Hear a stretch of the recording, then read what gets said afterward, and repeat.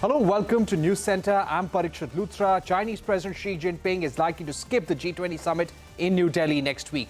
A Reuters report has said that Chinese Premier Li Qiang is expected to represent the country instead. However, spokespersons of India and China have not confirmed the developments. This speculation comes days after India launched a protest against China's standard map, which professed territorial claims over Arunachal Pradesh and Aksai Chin. To discuss that and more, we are now joined by Anil Trigunayat, former ambassador and distinguished fellow at the Vivekananda International Foundation, Ashok Sajjanhar, former ambassador. Gentlemen, thank you very much for being with us on the program. Ambassador Sajjanhar, if I could begin with you, Xi Jinping not coming to India for the G20, what is the message that China is trying to send out? I think the message that China is trying to send out is that it can stay away from the meeting without any problems for itself, without any repercussions, without any implications. But I think the decision would have been taken by China considering what the ambience is going to be, what the environment is going to be in Delhi, and it is definitely not going to be an environment that was as conducive as Xi Jinping had found when he went to Johannesburg for the BRICS summit very recently, or for that matter, when he went to Samarkand last year in September 22 for the SEO summit, because here there would be a large number of adversaries, so to say, that would have collected. And of course, with the host, they have the most adversarial of relations.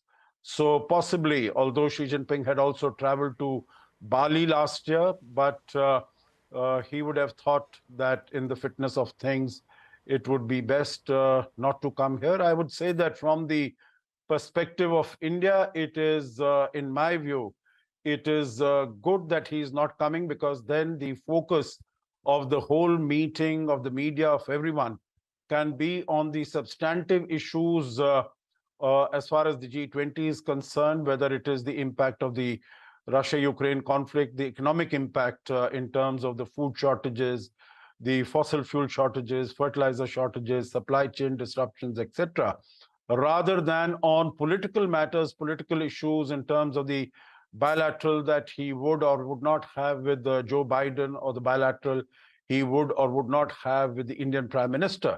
So I think that would have been very distractive from our point of view. We want to focus only on the development issues as far as G20 deliberations and summit are concerned. So I think in the overall situation, it is good that we try to separate politics. We try to keep politics out of the equation. Okay. And so I will return to you, Ambassador Sajjanhar.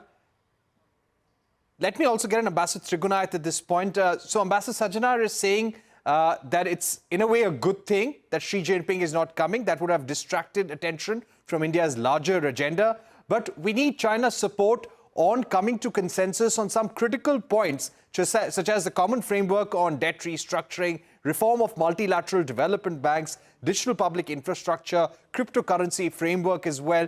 With Xi Jinping not coming, do you feel there will be overall a lack of support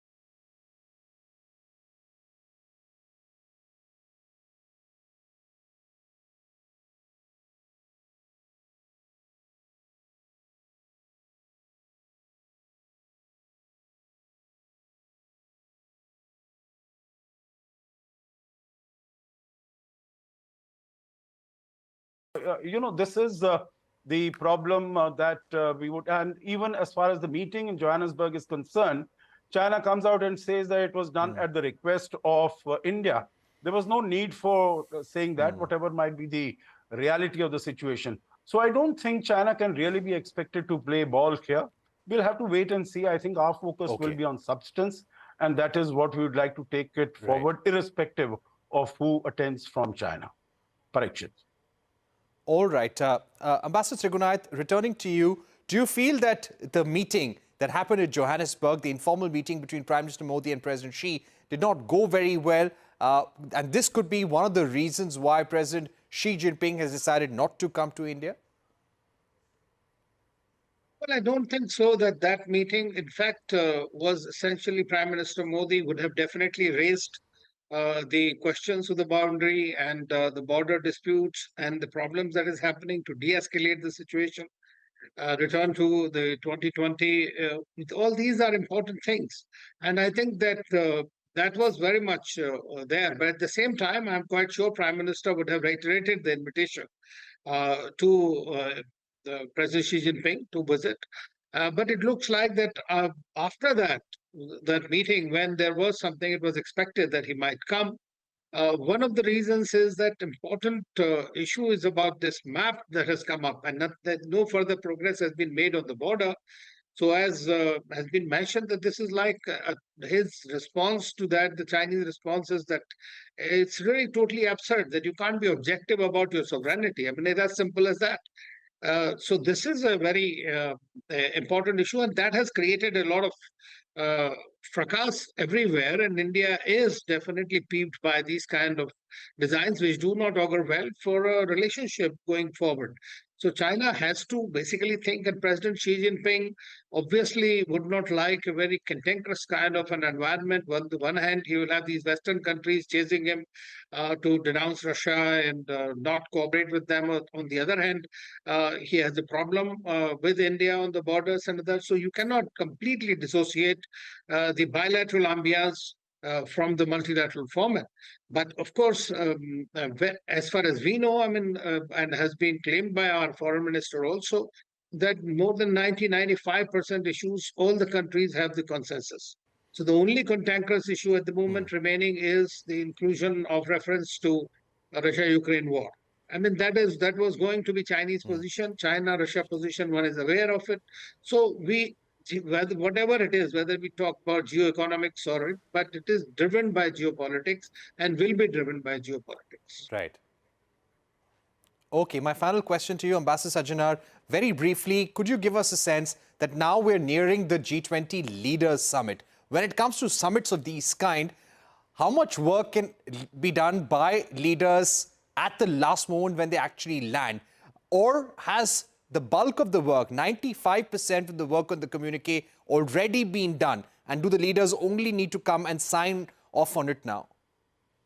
95% of the work, as you say, Parikshit, has already been done, if not 96 or 97%.